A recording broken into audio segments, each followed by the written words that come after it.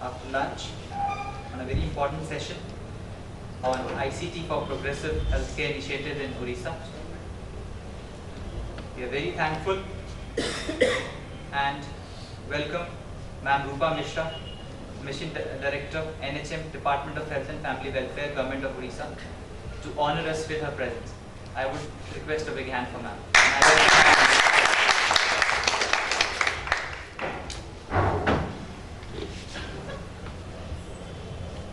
Now, I also invite Professor A.K. Mahapatra, Director AIIMS, Bhubaneswar, Odisha. Sir, please join us on the stage.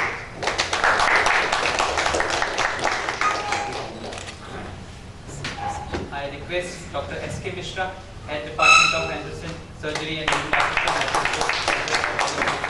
SGPGIMS. Please join us on the stage. Also, Dr. B.N. Mohanty, Professor, SCP Medical College, Odisha. So please join us. I would request Mr. Anil Saini, Chief Operating Officer, IT Services and CIO, Ricoh, to join us on stage. And I request Mr. Sumit Basu from the church to join us for the session. Roopa Mishra is the session chair for this, and we thank ma'am to help us at every step to conduct, build this session. And with this, I request ma'am to please take charge of the session. Please. Good afternoon, everyone. Good afternoon. I welcome my colleagues on the dais, and I welcome all the participants of the dais to this important discussion on how we could use ICT for enabling us establish a progressive, a sturdy, an accountable and efficient healthcare system which ultimately takes us to the target of universal health coverage. The 12th five-year plan with its mandate is looking at a height, a width and a depth of health coverage, which basically means what percentage of people have access to it, what is the percentage or what is the range of services that we are offering to our people, and what is the kind of intervention that we put in so that we reduce the out-of-pocket expenditure of public on healthcare. As we move towards the 12th five-year plan targets and the entire vision mission of providing universal health coverage, we have various aspects to deal with, to grapple with. Numbers are awesome. If you look at a state like Odisha, my figures are certainly not what would make me very happy. Here I have indicators which are extremely, which speak a lot about how health services are there and what kind of gap we have to bridge to be able to reach to those 12 five-year plan targets, be it maternal mortality, infant mortality, under 5, neonatal mortality, various disease prevalence indicators, the unmet need, the contraceptive prevalence rate, name the indicator, and we clearly have it on the platter that, look, Odisha, you have a lot to do. But at the same time, the optimistic note comes when we look behind and see the trend of progress. No doubt, Odisha has been one state in the entire nation which has been acknowledged at the national level for having created the most steady and consistent decline as far as IMR and NMR are concerned. We might be far away from others, but if we look at the trend in the last 4 years, we have not only been consistent, steady, but the state as a whole has been able to come up with a lot of initiatives for health system strengthening. And my dear friends, all of us who are there in the health sector would realize at the end of the day that health is about a lot of intangible and invisible things. If today I have 100 things to be done, probably that last 10 would be what is visible in terms of facility-wise intervention, whereas the 90 which goes behind the stage in terms of preventive, curative, behavioral aspect is so intangible and so invisible that probably people would not make sense out of it. But the system as such would certainly today want to focus on that 90, notwithstanding the importance of this 10 at the facility level. And heading the mission in the state of Odisha, I would clearly say that today National Rural Health Mission, when it is spreading its umbrella and has become the National Health Mission, covering the rural health, the urban health, the disease control program, the non-communicable disease control program, and the fifth aspect being NHM additionalities, which means we are focusing on infrastructure, system strengthening measure. So all these 5 paradigms together would make what is known as the National Health Mission for the years to come. And heading this mission, my first non-negotiable agenda certainly would be providing for maternal and child health.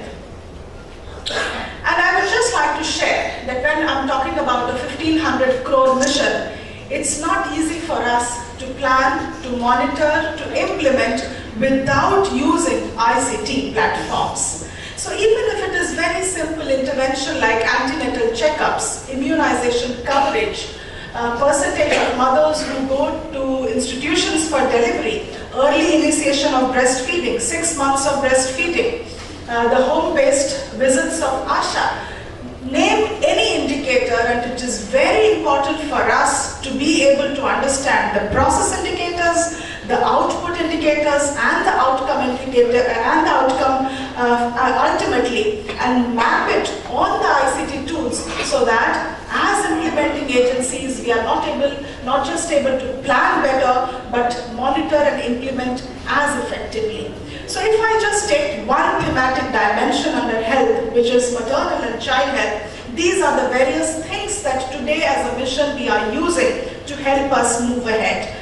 The first being the mother-child tracking system, followed by the health management information system, e-blood bank, which is the blood bank automation system, supported by a reproductive health commodity logistic management information system, the vaccine logistic management system, and the drug inventory management system. All of it would sound as big names, but when we actually open the screen, it comes to a very concrete, concise platform where important information is shared with planning people so as to move ahead. MCTS, as some of you might be knowing, is a centralized web-based application. It is very important for the mission to identify each and every mother of the state, identify whether she is having herself registered in the first trimester, what is her health status, what is the immunization status, what is the anemia, what is the high-risk pregnancy of this particular village or the sub-center, can we link it to referral facilities, have we able to intervene and manage at the effective time. So MCTS is a platform which helps us today identify each and every pregnant mother in the system with a unique identity code. And this has been declared a mission mode project under the National E-Governance Project Plan in July 2011. And here, the very simple objective is to see whether the woman received the full ANC, whether they received the full postnatal care, what is the kind of institutional delivery linked, especially in case of identified high-risk mothers, and whether children receive the full immunization in due time or not.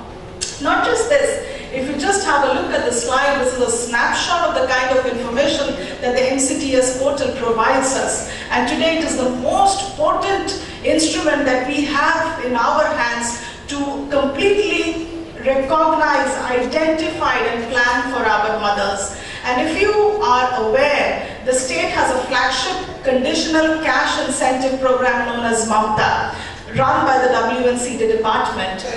So what we are trying to do is we integrate this system with the state's Mahapatra so that each and every mother in terms of the entire process and financial inclusion also gets captured by the platform. Backup of MCTS would be the health management information system. Whatever we are doing in the field, so much of money going, so many people working, it is so important for us to understand what is happening in the field. We understand that doctors are inadequate, but so what do? Either we have interventions with which we enable and equip other people, multi-skill them so that the basic things that need to go into healthcare in terms of prevention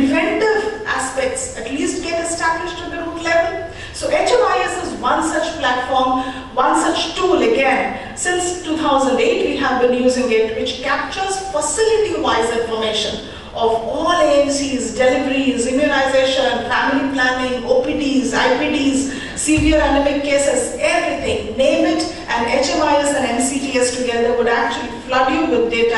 And this data is the singular piece of information that we use for our planning, for our monthly review, for our ranking of districts and institutions, for our vulnerability mapping of institutions. So we do not use any other data but the data which is generated out of these platforms.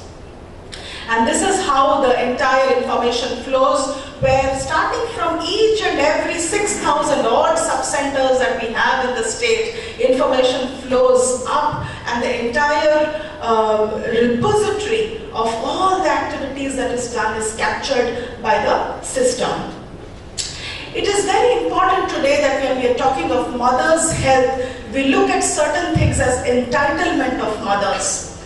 Free diet, free blood, free drugs, free diagnostics, free referral transport, and a safe delivery. No more do we say that these are anything but entitlements of a mother. And when we talk of this, especially the high priority districts of our state, which is the KBK districts and the difficult districts, anemia is a problem. It is very important for us to know which mother is severely anemic, line list them, manage those cases, and see that blood is available. Today we have come up with this system, which is a very simple SMS-based system, where with the click of a button here, you can know which blood bank in the state has which blood group, how much availability of blood. So this is something which is used very often by our system, so as to when we manage these extremely difficult cases. Then extremely important is that till now we have been looking at family planning more as a method of limiting, whereas a time has come when we look at family planning as a method or as a basic foundation of good maternal health. And today as a state, when I'm talking of my total fertility ratio or rate, it's not really a matter of concern much because I have reached more or less the replacement level. But at the same time, my maternal mortality is very high. And what does that indicate? That simply indicates few things. Early age of marriage, poor spacing between children, and extremely early age of first conception of the child. Which basically means that today is a time when we have to reposition, rebrand, re-strategize when we are talking of family planning initiatives. So for me, two aspects that are extremely important are contraceptive prevalence rate, which means people have access, people have knowledge, the entire bouquet of family planning services is offered to them where they make the informed choice of family planning, and second, unmet requirement of people is addressed. So it is very, very important that mothers, women, people have access to contraceptives at the lowest level of the field, for which we have started an initiative where through ASHAs, where the lowest level field workers in the health system, contraceptives are available by way of social marketing at the doorstep. To manage it, how do I understand? My supply is coming from Government of India, my ASHA is selling it at the doorstep of a woman at the village. How do I handle the logistics? So for that, we have something known as Reproductive Health Commodities Logistic Management Information System. Again, a very simple SMS-based tool, which helps us not only to place indent of contraceptives, but also to issue it. We do not need any paper base to do this simple thing. Let us say today as an ANM, I make a eligible couple listing in my area, and I know that okay, I would require this much of condoms, this much of oral contraceptive pills, this much of IUCDs. I just place my indent and the issue comes. So we are wanting to move towards a system which makes the entire logistic management system very simple for us and very accountable at each level. Similarly, when I'm talking of vaccine, I just cannot ask my people, have you done the due list? Are you ready with your vaccines? Is your alternate vaccine delivery mechanism working? I also need to see that my vaccines are available. So for the entire vaccine management, we have something known as the Odisha Vaccine Logistic Management System. And here, using this, the entire movement of vaccine on each fixed immunization day is managed and monitored by us. And this is no small thing, it's not a small thing, because we not only have our frontline workers, we actually have alternate vaccine delivery systems, whereby on those fixed day of immunization days, people, to maintain the cold chain, move with ice boxes and reach the designated center, designated time, designated place. And the whole of it is used as a very useful tool for people who sit here at Bhubaneswar and monitor the entire thing. And this is how the Odisha Vaccine Logistic Management System is managed from the state vaccine store down below to all the district vaccine stores, and finally at the Anganwadi centers where the fixed immunization day happens. When we are talking of health, there are certain things that are non-negotiable, and today as a system we see a vision, we have a dream where we would like to provide free drugs and free diagnostics ASAP at public health facilities. And for us, the first step is drugs and diagnostics. As days progress, we would like to set standards for ourselves, assuring a certain assured level of diagnostic service. And for that to begin with, it is very important that when the state has enhanced its state drug budget from 30 crore to a whooping 200 crore today, it is very important to understand what happens to these drugs, how is it really used down below, what is the kind of drugs which is being prescribed, how are we going to handle the expiry, is the entire movement in the pipeline seamless? So for this, we have set up something known as the Odisha Drug Inventory Management System, which is a tool that helps us not only to see the rational use of drugs, but tracking of each drug, the prescription practices, the annual procurement planning, and efficient control of the overall inventory of drugs and consumables. This is how the entire ODIMIS is all about. And friends, I would like to share with you that within 3 to 4 months, we have a vision that we would like to integrate all that entire logistics that is there today in different spheres. For example, if I'm talking of vaccine, I spoke of contraceptives, I spoke of drugs, tomorrow I will speak of equipments. We would want that the entire movement of logistics that goes into healthcare is integrated into one platform, which will ultimately come under what is known as the newly created entity under the health department, Odisha Medical Corporation, which will be the single focal point of all the supply chain of drugs, diagnostics, consumables of the entire health and family welfare department. And when I'm doing all this will not function in vacuum. We need health infrastructure. So how do we really plan? So many institutions, so many facilities over years, facilities, the caseload is increasing, people have different requirements. So how do we really map our resources to our health infrastructure? For that, we have developed a very simple thing which is known as eSwasthya Nirman. We took a one-time assessment of all the health infrastructures of the state. Everything, starting from boundary wall to running water supply, backup electricity facility, storage facility, drainage, internal roads, campus, staff quarters, OTs, drug warehouses, everything. We have made a complete gap analysis and we have put it straight in front of us. Now what do I have to do? I look at the load, I look at the vulnerability, I look at the importance of that institution vis-a-vis my strategy, and then start putting my scanty financial resources or whatever limited financial resources so as to saturate that health institution.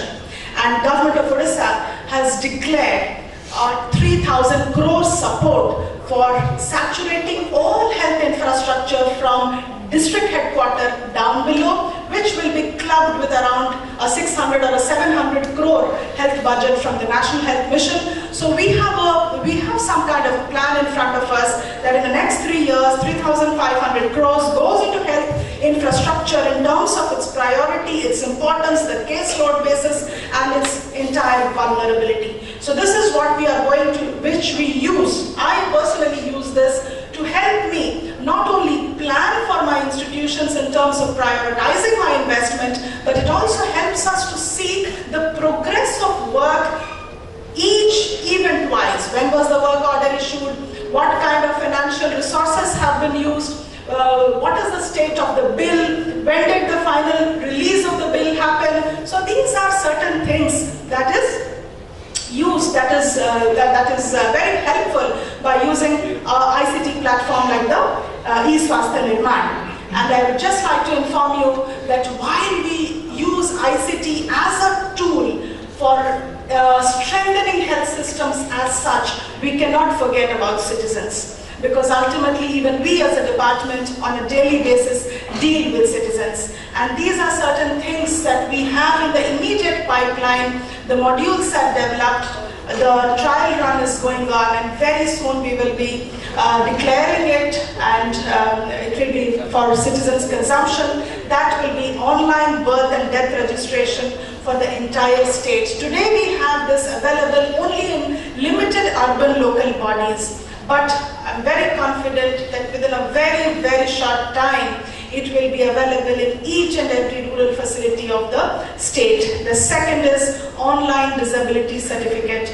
Extremely important tool which will be a one-time repository with unique identity codes given to each and every differently abled person. The person can apply for the disability certificate from anywhere in the place. The system generates the date of the medical board appearance. He appears in the board, and then with a biometric certification, he can get it wherever he is in the entire state. And the third is automation of drug control administration. From what I have been sharing with you, you must have got that drug is one thing which is extremely high on our radar. And unless we also strengthen the back end of the drug controller administration, we will not really be able to be very effective. And that is why we have developed something which is going to completely automate the drug controller's office, be it pharmacy licenses, be it the entire license management system in terms of retailers, wholesalers and manufacturers, be it about your enforcement system or drug testing and data management system. All of it will be automated and completely linked to each other. We are in the process of scanning and uploading all the files of the drug management office ever since the office has started, and we will be linking it up at the back end with e-blood bank, which I have just shared. So these are few things that we have been using very much, not only as a matter of health system strengthening, but also to see how effectively we can connect to our people, that is the citizens. And let me share with you, friends, today when I am battling with numbers vis-a-vis mortality figures in the state, we have come up with something which is known as a 5x5 matrix. What was reproductive child health till yesterday, today becomes reproductive, maternal, neonatal, child and adolescent health, with adolescent health being identified as a very independent dimension with its own requirement of healthcare needs. And when we are talking of 5 important paradigms as a continuum of care across a human life cycle, I'm also looking at 5 cross-cutting interventions which would help us to work more effectively. And those 5 cross-cutting interventions would be human resources, financial management, training, ICT, drugs and logistic management, and last but not the least, technology in terms of ICT. So this is one thing without which no system can think of moving towards in a more efficient manner. So I've just shared with you the thoughts of the health department, the initiatives that we have taken in the recent times, and now I would like to request my colleagues on the dais to share their viewpoints regarding the various interventions that could happen, so that we move ahead to what I said was our vision or is our vision of universal health care and universal health coverage. So to join me here, I would now request Professor A.K. Mahapatra, Director AIIMS Bhubaneswar, to please place the role that AIIMS would have in the tertiary care sector for the state of Odisha, as well as using teleconferencing as a platform for greater access and reach. Thank you. dignitaries as our friends from abroad, the experts in ICT and delegates. It is indeed a great pleasure because I happen to be a director of an institute called All India Institute of Science in Bhubaneswar, and the role of ICT in healthcare delivery system can never be overemphasized. You have just heard Mrs. Mishra talking about the role in the healthcare delivery system, but when you talk about a closed system like a university or an institution, there are a lot of things to be done. Whether it is e-education, e-classroom, operation theatre, transmitting one lecture program to another university, or even the e-follow-up, e-records, e-governance. We have just started a hospital 30 bedded, and we have started our university which is supposed to be 1,000 bedded hospital over a period of maybe 2 years time. So telemedicine has a tremendous role, whether you are a small hospital or a large hospital, you are an urban hospital, a rural hospital, you are a rich country or a poor country, because everybody has their need, whether it's US with a trillions of dollar budget or a small country with several 100,000 budget, because needs of the people are different. If you talk about in American system, every elderly patient, because we know people above 70 years, 40% of chronic diseases, and they have nobody to look after. They are being looked after at home in their home telemedicine system, or the doctors monitor the medicine. So we have different concept of telemedicine for underdeveloped, developing, well-developed, and maximally developed countries, whether you talk about the poorest in the world, the richest in the world. We have also problem whether the doctors cannot reach. In our country, there is a deficiency of 1 million doctors. This was the starter data in 2001 and 2011 census. We started our hospital, the institute in 2012, and our counseling was online, our students joined. Now, recently we conducted we are going to have faculty selection. We had an online application for the students, online nurses, the faculty. So many things are starting. But unfortunately, our hospital, which 1,000 bedded, is have an infrastructure with cable optical fibers, but our HM system will be common to all 6 AIIMS. So we have made a committee. We are making the draft for the tender process. So it will take about 1.5 years, because when you talk about telemedicine system in a hospital in hours, we talk about digital operation theatre, we talk about digital lecture theatre, we talk about PAC system. There are hundreds of components, including servers and data management, disaster management system. So we are now talking about many things which is not yet functioning, but in a short time we will be able to function. When we started last year, we had asked the National Knowledge Commission to provide the bandwidth so that we can have the video conferencing, and also we have, on the help of government of Odisha, we have an urban center, semi-urban center, and a rural center where faculty and students go. It is Mandasa, which is 25 kilometers away. It is Tangi, which is 50 kilometers away. Now we are going to a satellite center in Bhubaneswar, which is 200 kilometers away. All these will be interconnected, so that we are doing some interconnection, so that a doctor who is sitting in the small area 50 kilometers away, he takes the consultation, he transmits the ECG, all these things are happening. But it has to happen in a more effectively, more coordinatedly, so that all the benefits what is available at the institutional level has to be transmitted to the sub-center level, so that the real benefit of the telemedicine can go to the doorstep of the patient. This was when our Honorable Minister of Health, Government of India came. We had done a video conferencing with Delhi that time, and he inaugurated our facility. That time we had a faculty and all this was transmitted to other places, and our governor came. This when the people go to the small places and talk to the patient, they contact us. Many times I talk to the patient of I am a neurosurgeon, people from Ranchi and small area, Barampur, or maybe Aska, many places they talk to me on video conferencing, they transmit their MRI, CT and a stroke patient, we give them consultation. So we have consultation session, so the tele-referral, tele-consultation, tele-follow-up, all these things are go on.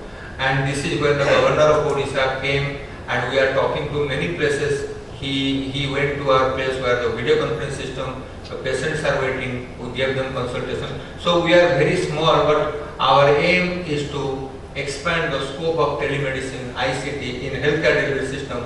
When the hospital like ours with all super specialty, with 30 operation theatre which is modular, we have provided 200 crores, more 350 crores of rupees for 30 operation theatre. And these are all going to come up slowly. Currently we have only running 3 operation theatre. So we have lot of need in an institutional level which is healthcare delivery system university.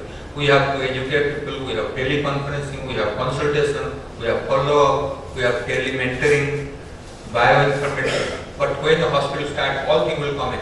Blood bank, the drug discovery, drug inventory, digital library, all these things have to come. We have not yet started all this. So we had started with the help of Portal and some of the things. This is one of the camp where we are doing the telemedicine conference.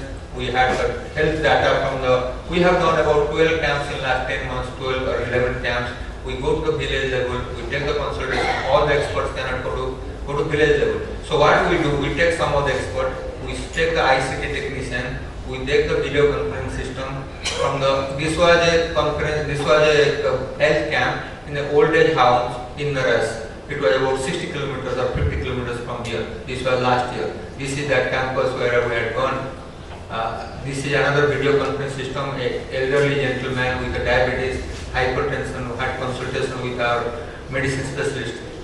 So what I am telling, there are a lot of gadgets, whether you talk about retinal hemorrhage, diabetic retinopathy, where expert is not available at sub-center level. If you have digital camera and you have got equipment, you can transmit the fundus photograph to a district level or to a national level or a tertiary care, so that a person with diabetic retinopathy do not have to travel from the Koraput, which is 300 kilometers or 400 to Bhubaneswar or Cuttack. So there are a lot of scope, and we are only telling what we can do: teleophthalmology, teleradiology, telepathology. So pathology slide can be seen by expert from a distant place and a detailed report. Similarly, teleradiology, every day I get MRI of a brain tumor, brain hemorrhage, whether it's Delhi or Calcutta or Mumbai, they all transmitted to me by email. I read that and give my expert opinion. So the question is that we are doing something, but we are not able to do 100% because we have just started last year,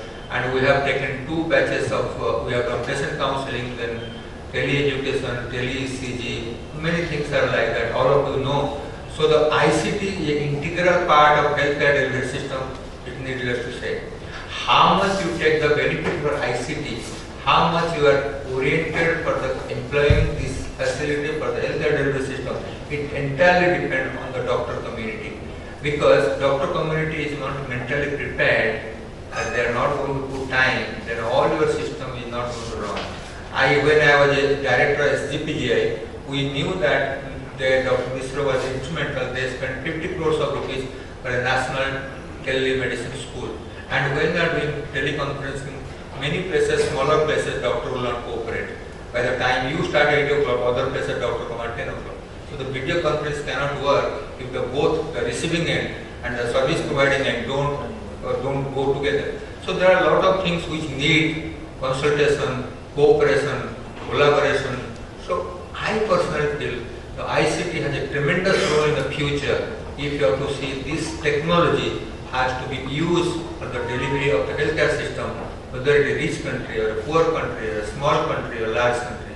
So we in our institute, which started just 15 months back, have initiated the process, but that's not end. Probably for the 6 new AIIMS, we are going to spend somewhere about 150 crores rupees. That means about 20 to 25 crores or 30 crores rupees, which is not a small amount considering India is a relatively not very rich country. But we cannot neglect, because these things are important part of healthcare delivery system. Thank you very much.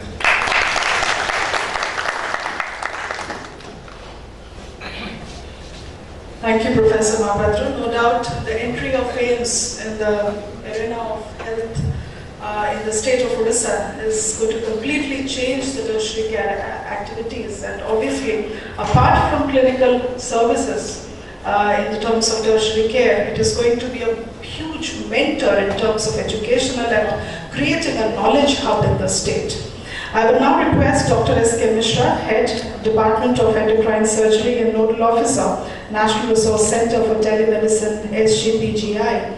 And I would just like to say here that the 12th five-year plan, with its entire scope for harnessing the strength of private partners in healthcare, stands out as a planned document. And today, as a setup, we have PPPs in the area of running of extremely difficult sub-centers, extremely difficult primary healthcare facilities, running of emergency ambulance services, our urban slum projects. These are some of the areas where we have already started working with private partners. But health is a sector where the possibility of private partnership is unlimited. And we would like to actually open new areas like the pharma sector, R&D labs, quality control labs, research and development, etc. for private players to come in, not just for the purpose of investment, in fact not at all for the purpose of investment, but to enhance our quality and efficiency. So let us hear from Dr. S.K. Mishra how this partnership as a concept could be utilized for better healthcare. Dr. Mishra.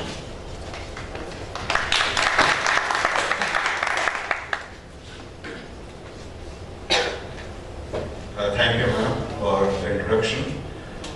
Right, it is a great pleasure to see that how far the IT has embedded the health sector. The day I entered to the IT in Odisha back in 2001, I requested Dr. Mohanty, who was my senior at PGI here, to will you work in the area and join hand with me without expecting anything out of it. But I promise you will get a sense of satisfaction when this project is in a full-fledged deployment. I think I remember Dr. Mohanty that words, because I know that time he was very busy surgeon, very reputed teacher, and he will not have time to devote in this new area where many people don't know about it. But I was once told by a senior bureaucrat that if you want to get anything done, give it the most busiest portion. I think that has happened. And this IT, especially in telemedicine, that I'm going to talk about it, the one part that I will not be covering is the part that Mohanty is going to cover, where the medical colleges and hospitals are getting networked, and it has achieved its purpose as far as taking the telemedicine network to the district level. What are we focusing actually? After working several years in Odisha, in the 3 phases of development of Odisha telemedicine network, I realized that with government system, we cannot develop a network sub-district level, or even in a pan-Odisha level, going to each and nook and corner, it is impossible. So can we think of a private partnership? There are several models working those days for social development sector, though not in the IT area. And that really made me to work in Odisha, first PPP concept in telemedicine. And way back about 5 years ago, the then Chief Secretary, Mr. Ajit was here. I sent a proposal. After showing a successful telemedicine model working in the Puri Rath Yatra, that we can use some of those technologies, mobile communication technologies, to reach across even to a far-flung area in Puri, to reach out to pilgrims to transmit some of the ECGs. Several such pilot projects over the years which try to convince the government of Odisha. So can we explore these possibilities, develop a PPP model? In that context, I have introduced the private partners of Odisha government to work in this area, and I am happy that Odisha government is now realizing it, and I am sure the last one project should get deployed. Now, essentially what I have covered in my presentation, that how the School of Telemedicine has worked with the private agency in Odisha to develop a private partnership model of telemedicine and convince the government of Odisha to consider it for a deployment. And how they have traveled, and how many pilots have been done, and what is the output of that. I think all know, I've just noted down all these issues, you all know about it, the program of our healthcare outreach. You have seen Odisha government has advanced so much in terms of IT deployment in the health system. But what do you find? We have not achieved the health delivery system. We have developed so many other things in public health. But health delivery, how to get access to specialty consultation, how to get access to a doctors, that has not been achieved the way telemedicine has developed far and wide. In a country like ours, where majority of population stay in the villages, they are not in contact with the specialist hospital. Forget about specialists, they don't even access to the basic doctor. They are only managed by the so-called doctors, what we call in North India as Jhola Saab doctor, we sometimes call Bengali doctor, whatever it is. They come to the village with two bags in the cycle, and they are our doctors in the villages. So we accept the 70% of our villages are not accessing the specialty consultation, and 70% of our infrastructure are there in the cities and not in the villages. Do we realize that whether it is a primary health center fully equipped or whether it is a primary health center with a doctor in presence, we are failed. So having realized that, we have to develop a mechanism how we should supplement our health system so that we achieve our purpose of reaching across our villages. In addition to this, we have new generation of diseases coming up. We call it the lifestyle diseases. Don't think that the villagers are not suffering from diabetes. They are, because India is diabetes capital. There is these four diseases, diabetes, hypertension, cardiac and neuro. Now government of India has taken as a priority as one separate group of diseases, and there is a separate scheme for funding to this disease care. And in addition to that, the diabetic complications, like the kidney, important thing, renal failure, are also included in the chronic disease system. And let me tell you, these diseases just require very minimal intervention to just control or to monitor. Then here you see also a telemedicine importance there to each other villages. Now we have similar models. You have just seen, Madam has told you how ICT has played a role in e-banking system, logistic management system, their HMS health systems. But you can see the same thing can also be explored in terms of health delivery systems. So I leave it to you for your imagination. What you can do, I can only focus, can we develop a model that with private partnership, which the 12th plan document has given total authenticity, we have to develop a public-private partnership to the last mile delivery. However, it has to be regulated. Mark the word regulated. That took us 5 years to get the nod of the government of Odisha. Okay, this model can be deployed. It took us 5 years to show the government of Odisha several models of deployment. And I'm happy that this money was spent by a private partner, hoping that this one day the government of Odisha will give a clearance. Because we don't have any regulatory system in the country for e-health. We don't have any regulatory system for telemedicine delivery. But our health system doesn't have that. And we should not shy of it. Even US also doesn't have. Only 3 states of US has a telemedicine law. So that we wait for telemedicine law to happen, or we just deliver services. That's what this system has to consider. The features that we built in this system, PPP system, the government is always involved. If you are only private, then why you call public-private partnership? So the government has to be involved from the day one, starting from the concept examination, concept authentication, to design a platform and deployment. So government is involved all throughout. To develop operational model, to develop a revenue model. Today, when you go and tell the government that let the patient pay for the service, then government raises the hand. Oh, who is going to pay? Oh, my patient is going to pay. My citizen is going to pay. This becomes a political question.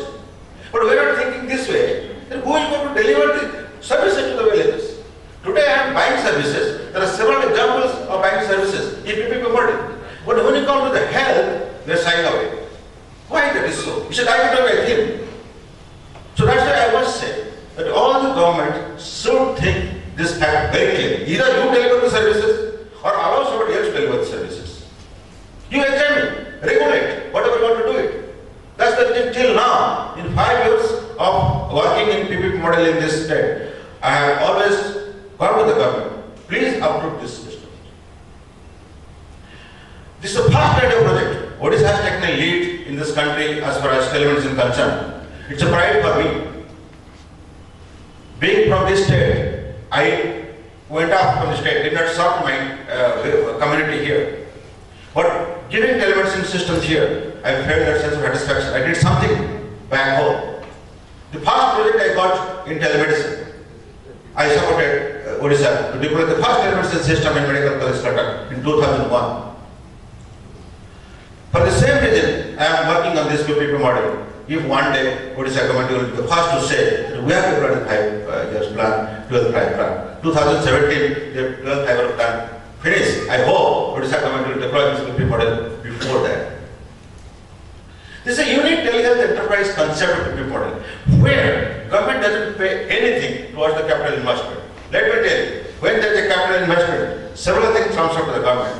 Government will give you authenticity or order, you can hire a taxi for your system.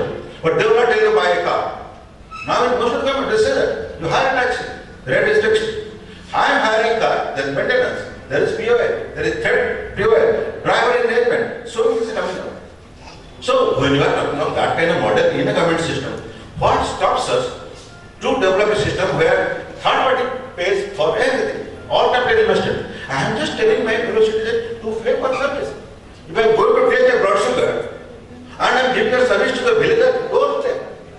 In India, where the village, tribal, forest are problem to reach, why can't I pay for it? No villagers with diabetes ever goes to the doctor.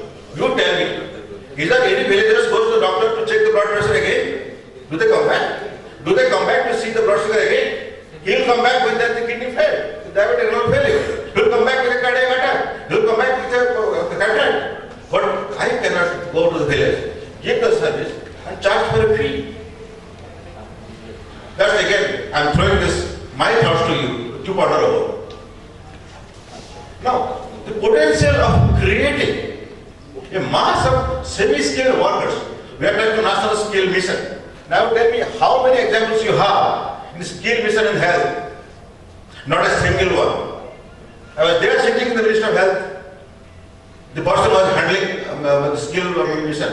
A note sheet came from the skill mission to develop a friend send a proposal. I'm sorry to say, we don't know what proposal to send. You tell me. Don't you think we require skilled manpower? Basic skilled manpower? How many ASA workers have been really trained? You tell me. How do you teach the ASA workers?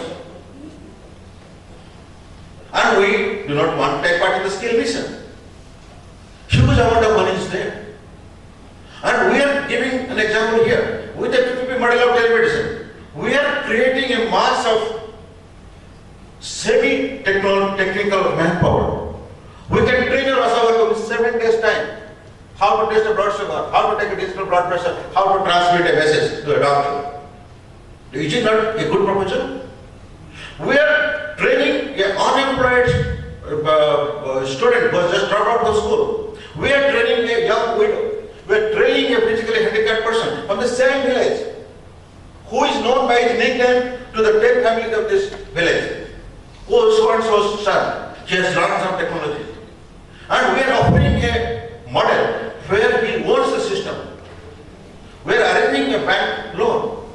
You pay the bank with a guarantee of a venture capitalist.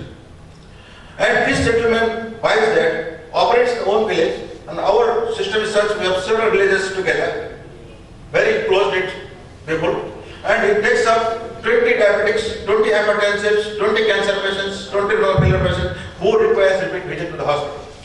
And here is a model, and there is recent development that you know very well by many joining hands, that we can develop a system where a third party is taking care of this chronic disease management. This chronic disease management takes a huge exchequer of the government, not the acute disease. Let me tell you, maximum money is spent on the chronic disease management. So these models, I am just throwing it for you to understand whether we should do it or not. Now the telemedicine platform has already been validated by SGPGIMS Lucknow, which is a National Resource Center. One of the mandate of National Resource Center at SGPG Lucknow is to validate such kind of systems developed by different agencies. We have also supervised the operation and we have validated how it has been working in the field. We have also offered them our infrastructure at SGPG Lucknow as an INRC to storage. Because most of these transactions in the telemedicine has to be stored. You cannot just operate and forget. And that kind of mentoring has to be done by the NRC, and we are very pleased that at least for 5 years the agency here is able to sustain and able to invest to meet our requirement. And nowadays what has happened in India, we have many of these gadgets available. We don't have to import anything. Everything available in India. We have the manpower, we have the basic, and we have total environment that is the network. As you know that the NOFN, am I pressing time? Okay. This NOFN is reaching out to all the Gram Panchayat, and these kind of devices can be low cost, low person model by reaching out to the villages. The projects has few highlights. The government of Odisha e-health initiative to meet the challenges of the healthcare delivery system for all-round health and socio-economic development of the state. Now I will tell you, the Universal Health Mission, Universal Health Care, UHC, is a very good buzzword. Now can you achieve universal health care minus health delivery to fellow citizens? I leave it to you to point out. Now if you installation of e-health and telemedicine network, infrastructure, up to panchayat level, and my innovation is coming up, huge amount of money is invested there. I am getting 100 Mbps of bandwidth at the village level. Why can't I deploy this good telemedicine system there? And the technology gives that kind of opportunity for you to connect the village to any hospital, tertiary, quaternary, I don't know what it is. You can connect anywhere. We have very good diagnostic facilities, innovative, easy to use as point of care diagnostics. That's what ICON has now proposed in this system. They have joined hand with the equipment model here. The point of care diagnostics. Then you have a computer system equipped with multimedia. Nowadays this software has come up for video conferencing. So what happens overall, the technology gives us a very good opportunity for low cost deployment model. And we can think of that. We can think in umbrella. We can take up anything possible for at the grassroots level ICT application of the health, especially for healthcare delivery. What is important is just to highlight you, the hospital management information system, what Madam has told you, many of the states under national e-governance plan have deployed them. But let us not forget, there is something called a personal health record. Do you think all of us have to become patient to have a health record? Do you think all of us should have a health record till we become a patient? Or you want, as a child is born, he has a health record from the day one. And today in the days of personalized care, personalized medicine, genetic medicine, are you not supposed to have a personal health record? It's always a confusion between a personal health record and an electronic health record. You cannot have electronic health record in HIMS till you become a patient and go to a doctor. I have sort of time, I cannot cover everything, but let me tell you, you have to think it over whether we can do the telemedicine delivery, healthcare delivery to village level in a government system, or we should think of taking up these gadgets and go to the village level and hire a third party, regulate them, their services, their remuneration, and allow them to operate. These are some of these pictures I have taken showing that we have been doing for the last over 5 years deployment. And fortunately, many of these good hospitals have joined hand with the PPP model here to give services. And the latest is the Biocon. That's definitely Biocon will not like to invest or join hand unless they see some benefit out of it.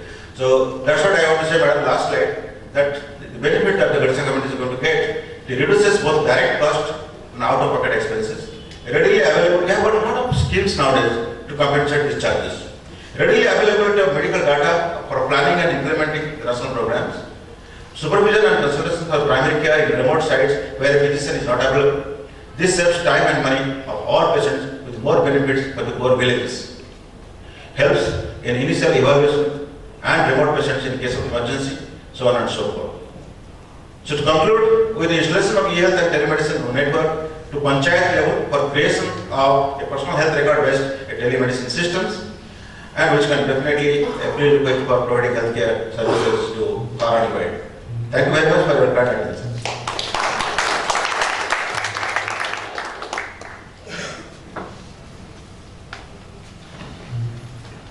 Thank you, Dr. Mishra. Health as a topic, health as a concept, health as an issue, health as an aspect of life is so overwhelming that there can be no end to it, because ultimately health is wealth.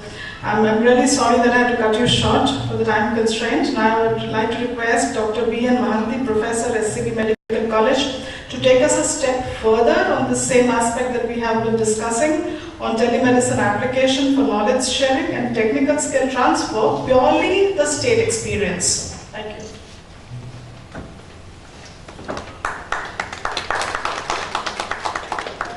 Dr. Mohanty, our concept to put a line, only our experiences. introduction, dignitaries on the dais, distinguished guests, ladies and gentlemen.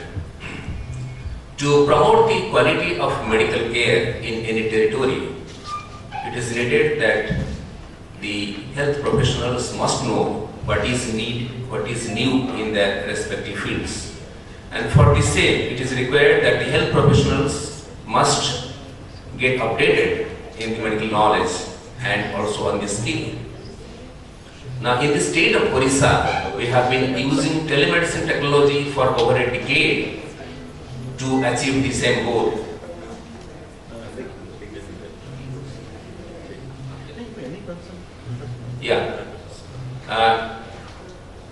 Yes, so we have been using this for over a decade to achieve the same goal, so that the medical professionals working in district headquarters hospitals and remote areas need not have to go all the time to cities and medical colleges to get updated what is new in medicine. So that staying in their own place of work, they can get updated through interactions, as I will be talking about. I would like to talk on these following aspects: the role of telemedicine, knowledge sharing, telemedicine for technical skill transfer, telemedicine Odisha, the current status and conclusion. So, when I say role in knowledge sharing, we mean that we transfer certain things to our medical professionals staying at remote places. We can transfer the traditional lectures which are delivered in medical institutes to the medical students, particularly the post-grad medical students and the researchers working in other peripheral medical colleges, grand rounds, tutorials, and cases. When we discuss medical cases also, that is a major way of learning about the practical problem. But what is, when they say continuing medical education, what do you mean by continuing medical education? Is sharing knowledge using telemedicine technology with people working in medical field to maintain their professional competence and enable them to learn about the newer developments. It is supposed to replicate the concept what is happening in the classroom.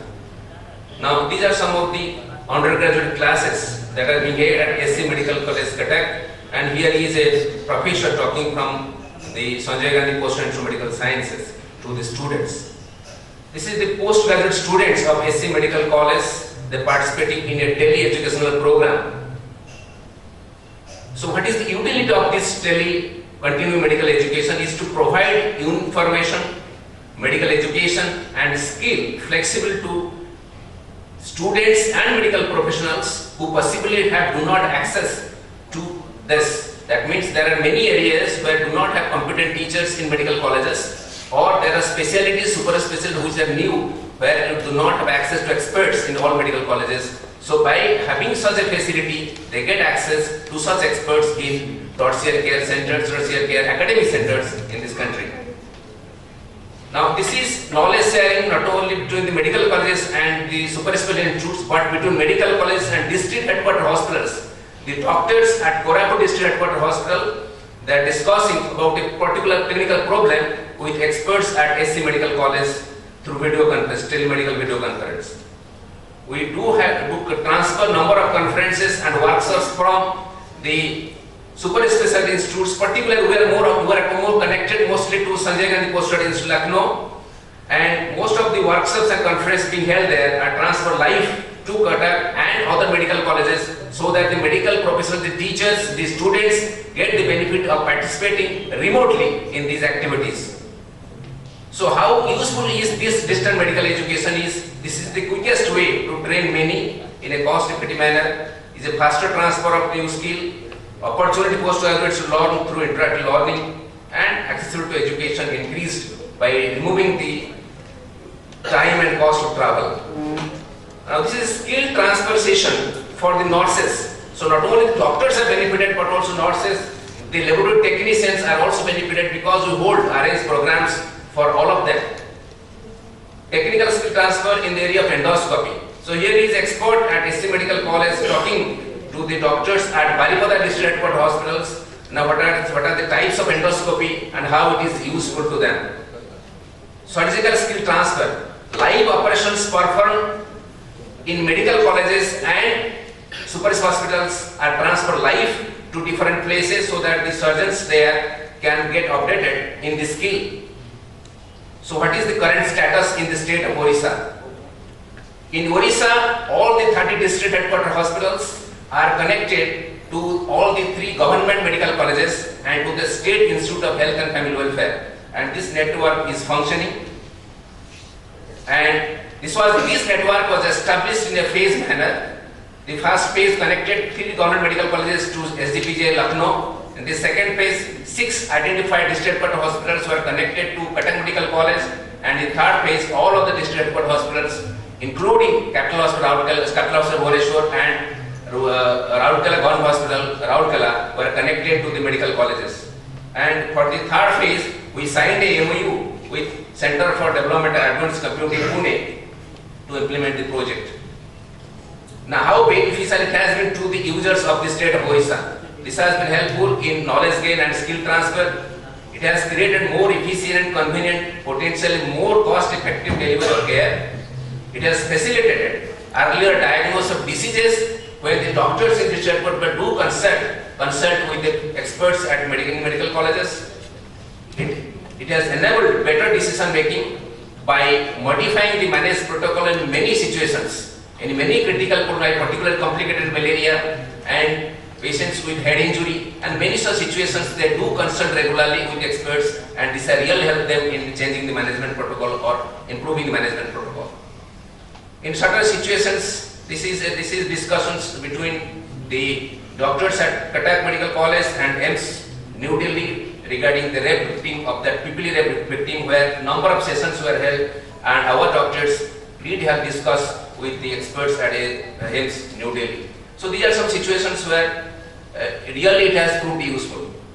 Now, during the period of last over a decade, we have about more than 4,000 patients with critical illnesses have been benefited in the state of Odisha. This is showing year-wise how many patients have been benefited. Load of thyroid cancers. The SC Medical College and other medical colleges do regularly hold the sessions with the nuclear medicine department of SGPGI Lucknow for tele-follow-up of thyroid cancer patients, because facility for surgery of thyroid cancer is available in Odisha, but subsequent treatment, that means the radioactive therapy, is not available in Odisha, for which patients go to Lucknow. Now subsequently, they usually come to the medical college hospitals for follow-up. Now you see this, we have now about 290 patients of thyroid cancer on regular follow-up in the telemedicine centers of the 3 medical colleges, and more at SC Medical College, Cuttack. And here you see how the patients have been coming large numbers to the telemedicine centers. Now, these are the number of tele-education programs that have been held in the medical colleges, and we have more than 2,000 topics discussed for benefit of the postgraduate students and young faculty members. This is one of the sessions in microbiology. Similar sessions are being held in various specialties and super specialties for benefit of not only the postgraduate students but also for the teachers. Because teachers, there is also a need for the teachers to get updated in knowledge, and for that they need not every time go to a super specialty institute for training. They can stay in their own place and get updated. So to conclude, I would like to say that interest in the field of telemedicine is increasing every day. The applications of telemedicine are gaining popularity not only for consultation but also for knowledge sharing and technical skill transfer, and also for tele-follow-up. Telemedicine would be an extremely useful tool in coming days for knowledge gain and transfer of technical skill to underprivileged group. Thank you all.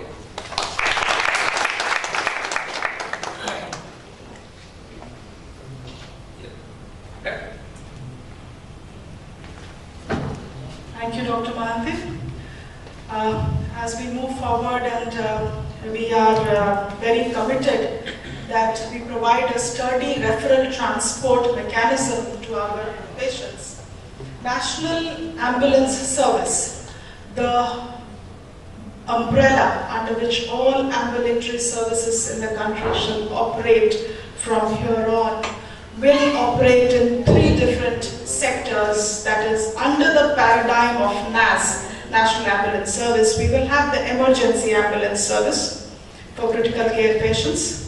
We will have the 102 maternal and child health careers specifically targeted at mother and children.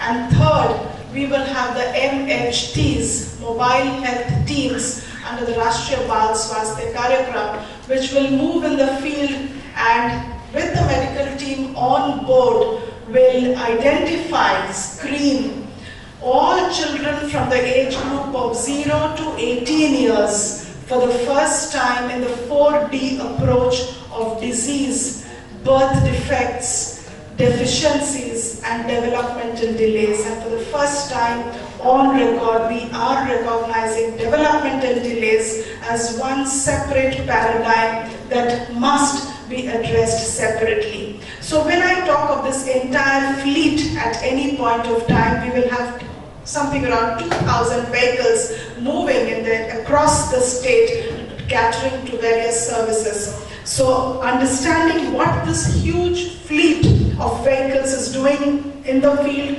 how to manage, monitor, what is the response time, what is the efficiency of the entire fleet, what is the number of patients that we are catering to, is not a small thing.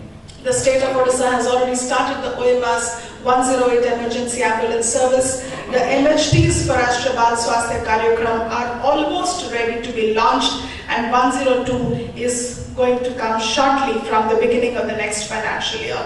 I would now request Mr. Sumit Basu from ZHL, our partner of the OMS, of running the OMS, to share how ICT as a tool is helping us manage, monitor the very important emergency ambulance service in the state. Mr. Basu.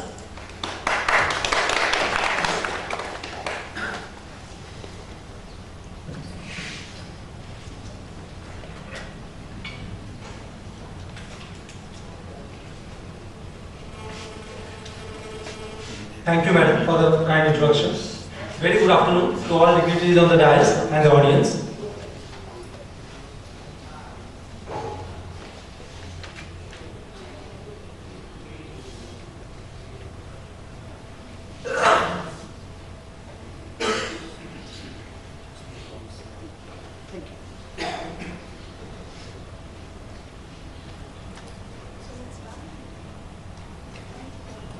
We are from Zikitsa Healthcare Limited. We have been fortunate to be associated with Department of Health and Family Welfare under NIHM Odisha to run primarily 3 services. 108, which is primarily the emergency ambulance service to carry patients in case of emergency to the nearest designated hospital. 102, which is a transfer facility for pregnant women and neonates. And thirdly, we will be associated with NRHM for running a health helpline wherein certain advisory services will be given to people who call up the helpline. In such a service, on a quick note, there are primarily 3 important things.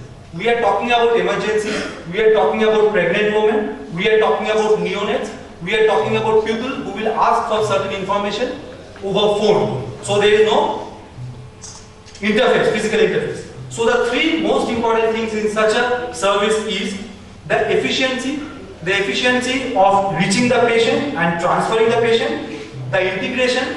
There are primarily 3 facets. One is the patient, one is the medical health facility, and finally there is a backend which supports the system. So integration between these 3 facets, and then ultimately tracking. Any service, more so a service of such critical nature, the tracking has to be perfect.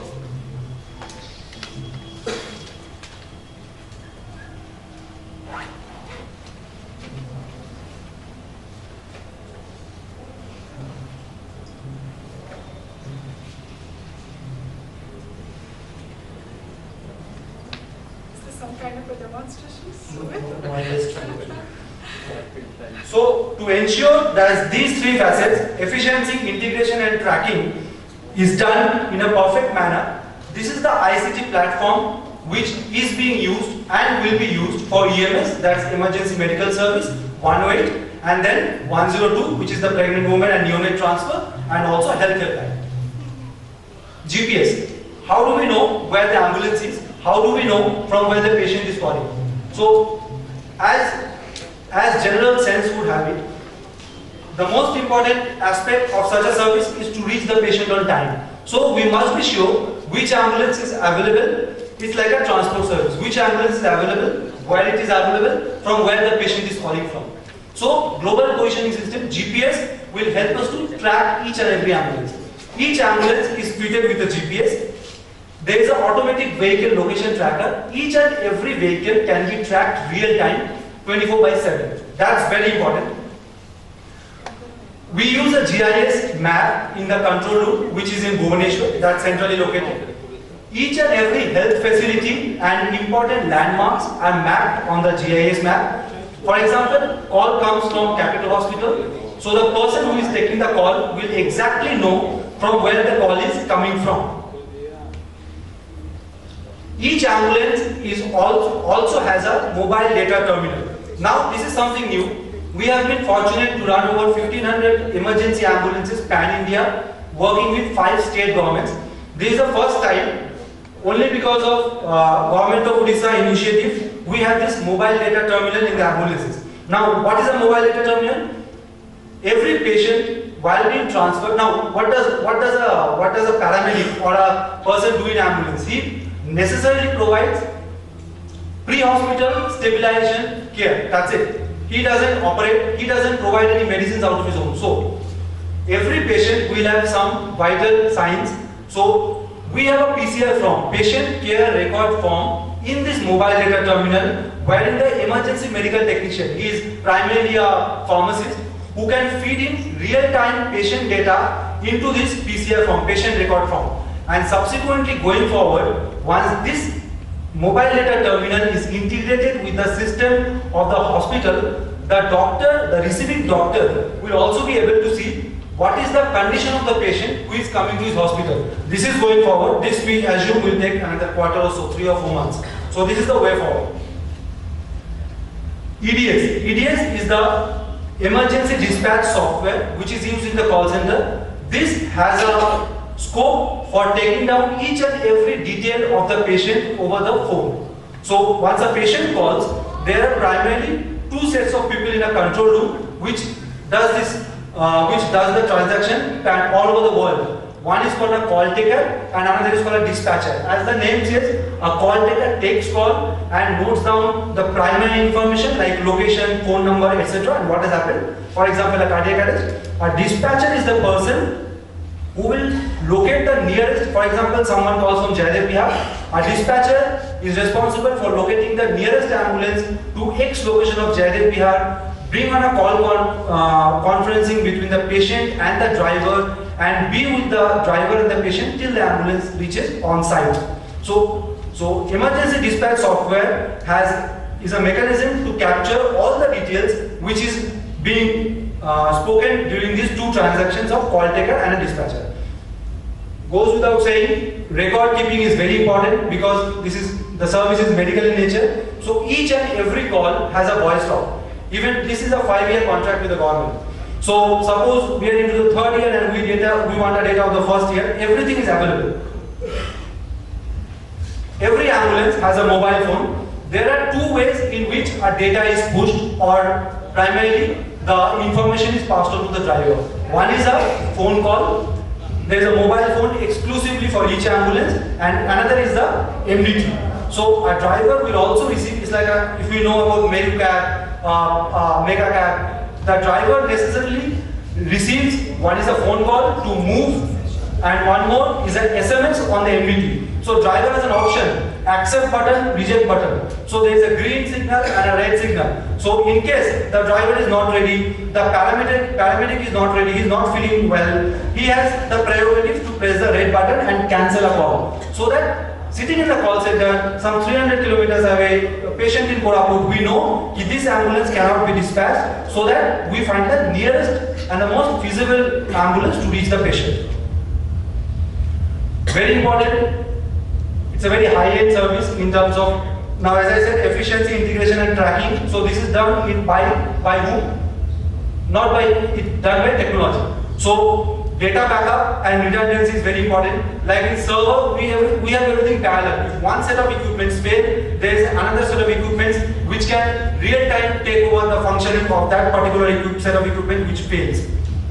Reporting and MIS forms a very important part of any service, and more so of an emergency service. So all the data. Now, NRHM has a very robust tracking system. So now, what do they do? Like our control room is in Ricoh Tower, Shahin Nagar, Bhubaneswar. So all these data are transmitted real time. NRHM, NHM, Department of Health has a real time access to all these data. Going forward, as I said, while the MDT goes one step ahead, all this data real time will also be available to the recipient hospital. There are ambulances, so there are medicines on ambulance. We have a very robust inventory management system which has all the data captured to increase the efficiency, because there are, after the project rollout of 108 and 102, 108 is for 20 ambulances. This is for emergency service, and 102, which is for transfer of pregnant women and neonates, is 500 ambulances.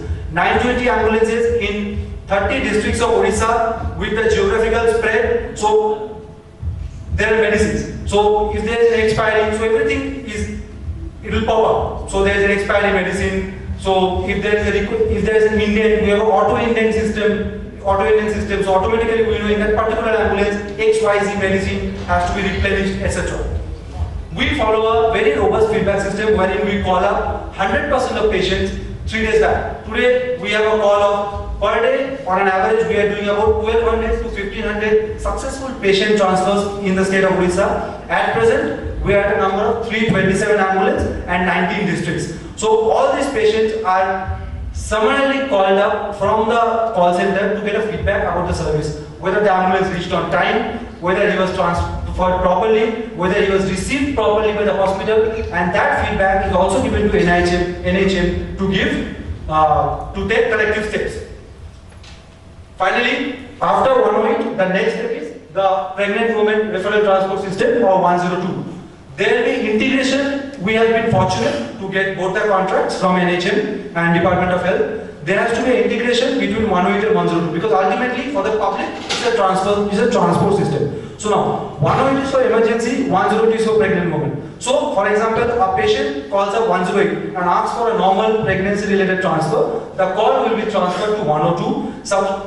Similarly, if you get an emergency call, there is a road accident, there is a cardiac arrest, the call will be transferred from 102 to 108. Last but not the least, we'll also have a health helpline which will be running. So this will be primarily a helpline on medical issues. A person can call up and ask for advice. So this will also be integrated along with 102. There might be a separate number of 104, or it can also be done integrated with the number 102. So that's it. Thank you. Sumit. So while Sumit takes the responsibility of looking after around 1,000 ambulances of our fleet, we will have another roughly 800 vehicles which will be moving in the most remotest areas of the state to screen our children in the age group of 0 to 18. So that's what I was hinting at initially, that health as such is just related to facilities, to availability or otherwise of doctors, but by this time you would have realized that health is so much about other things. And if you look at a department, silently we have been working on ICT platforms using IT as a tool, because without it we just cannot even think of such kind of high-end services. As the last speaker of this session, I would now like to request Mr. Anil, Saini, Chief Operating Officer, IT Services and CIO Ricoh, to speak about how IT could be used to strengthen various healthcare initiatives.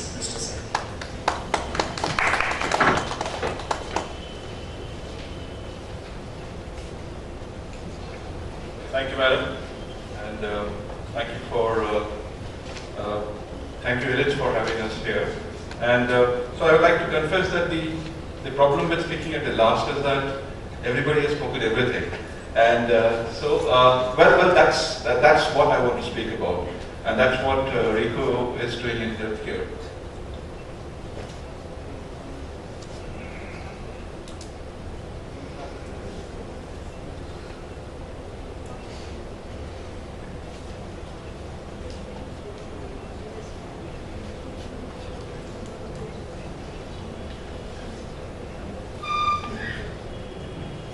So what we are is we are IT system integrators. So I just talked about in my presentation the various challenges in healthcare and how IT can help there, and how at last Ricoh can provide value adds.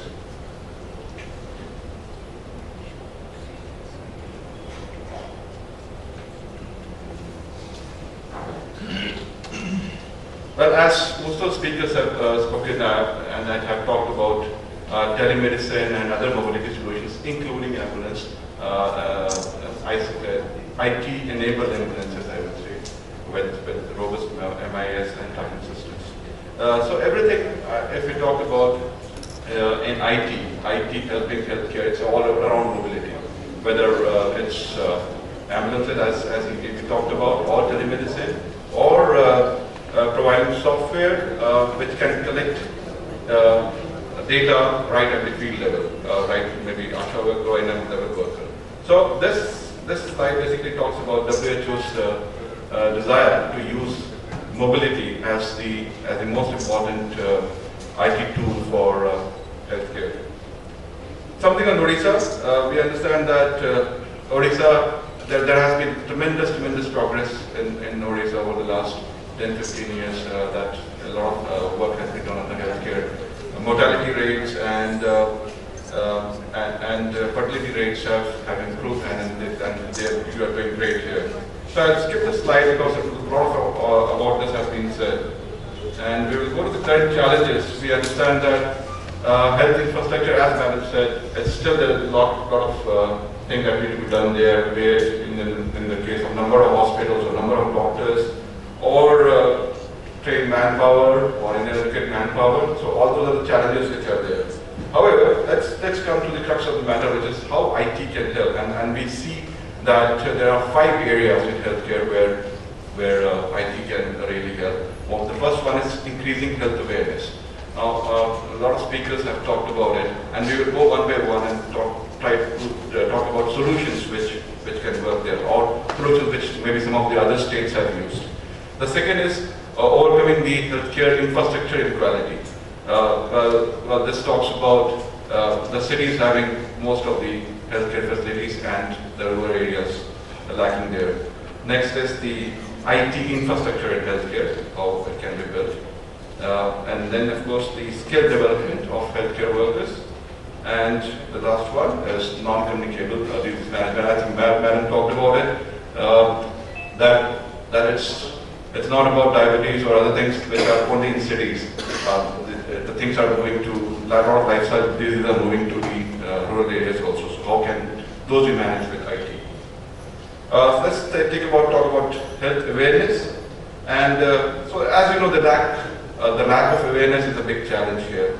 Some of the solutions is how e-learning or mobility solutions can be used for awareness of healthcare. For example, tracking the expended, the CTS program which is there, which is all about tracking of mother and child during the pregnancy and pre and post natal care. So that's one area which is going great, including Odisha and some of the other states.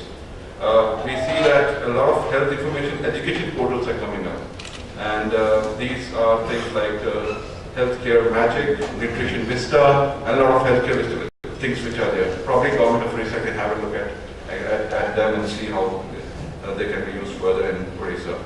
Mobile alerts, so very significant efforts by Government of Odisha on mobile side, using the very simple technology of SMS, because in IT, out of the 3 layers, which is the infrastructure layer, application layer, and the third one is integration layer. Integration layer is the biggest challenge, and which is basically around communication. When we talk about rural healthcare, how do we connect these IT devices? You may have the best of the equipment, but if they are not connected, well, GPS is one example, but you cannot have that everywhere. So if the last mile connections are not there, even telemedicine will also not work, unfortunately. So there's a lot of work that needs to be done on the connectivity layer of infrastructure. Moving on, this is how we can bridge the infrastructure gap. So as some of the examples that we have seen by other speakers are telemedicine and teleradiology, remote diagnostics and stuff like that. However, it's very important, as I said earlier, that connectivity is improved. And that's where I think Madam talked about a lot of other eGov initiatives by government of Odisha in seeing that the infrastructure, the IT infrastructure, general IT infrastructure of the state is improved.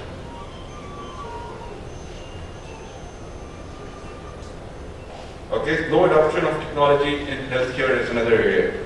However, I'm really pleased to and very happy to see that Odisha is one big state where a lot of telemedicine initiatives are taking place. We have not seen this in many states, and that's very good.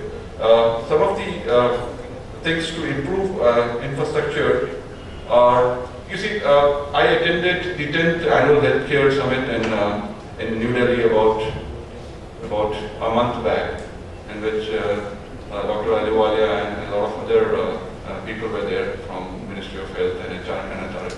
And what we realized that, and a lot of speakers told about, well, while the government is doing quite a lot, I mean, of course, there are big budgets around, well, I see some 750 crores for MIS and 2,877 crores for NCTS and maybe more.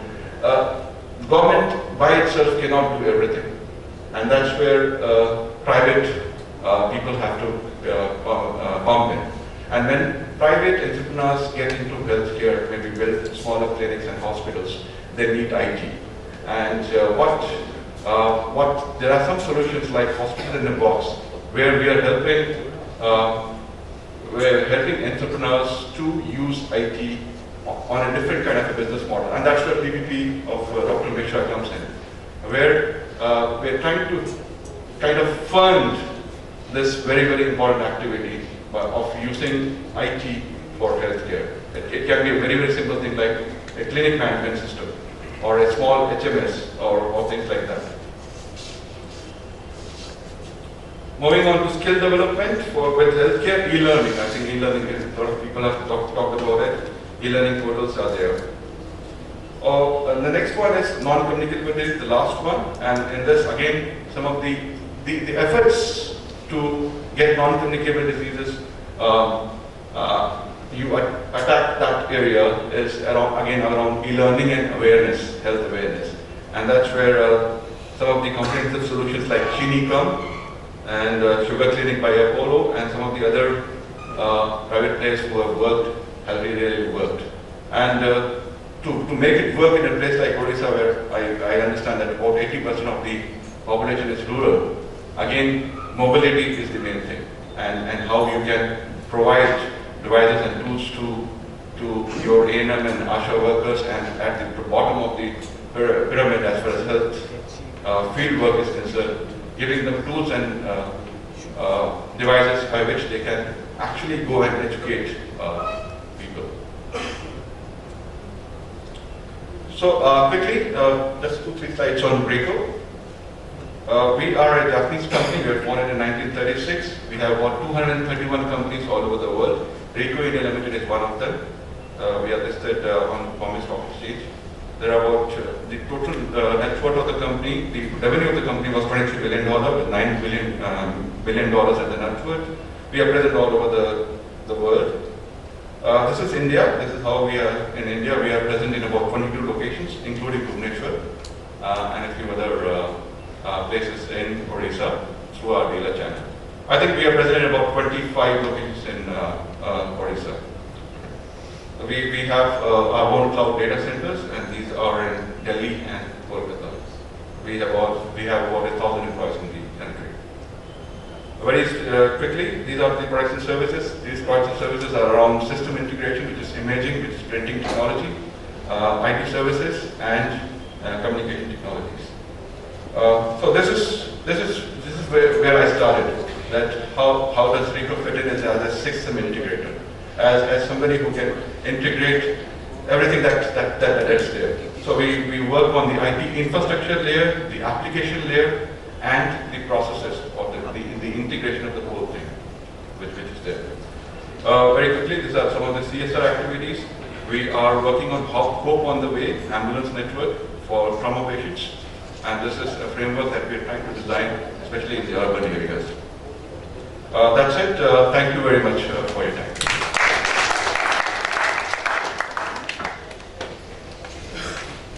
Thank you.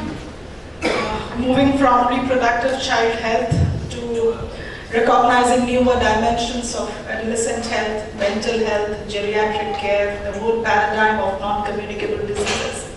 Aiming to address disease control program by way of completely eliminating some of them like leprosy, bringing down HIV to almost a zero incidence rate, zero death rate, having complete control over malaria, and then of course integrating all the sectors so that we move towards time to care, quality of care, universal health coverage concept.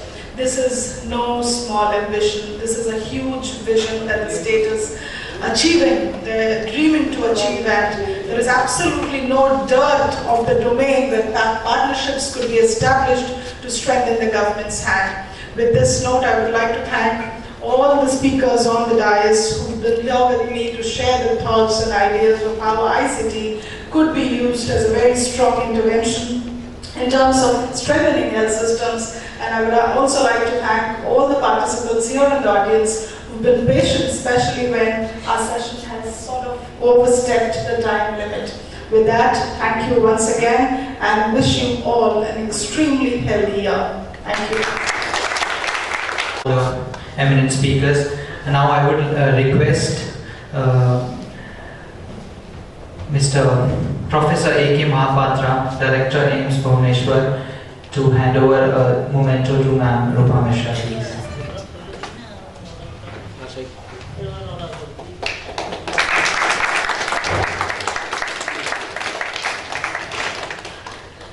Now I request the session chair, Ma'am Roopa Mishra, to hand over the memento to Dr. S.K. Mishra.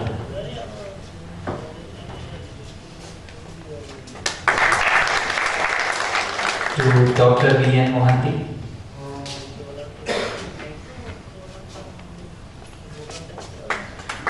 To Mr. Anil Saini.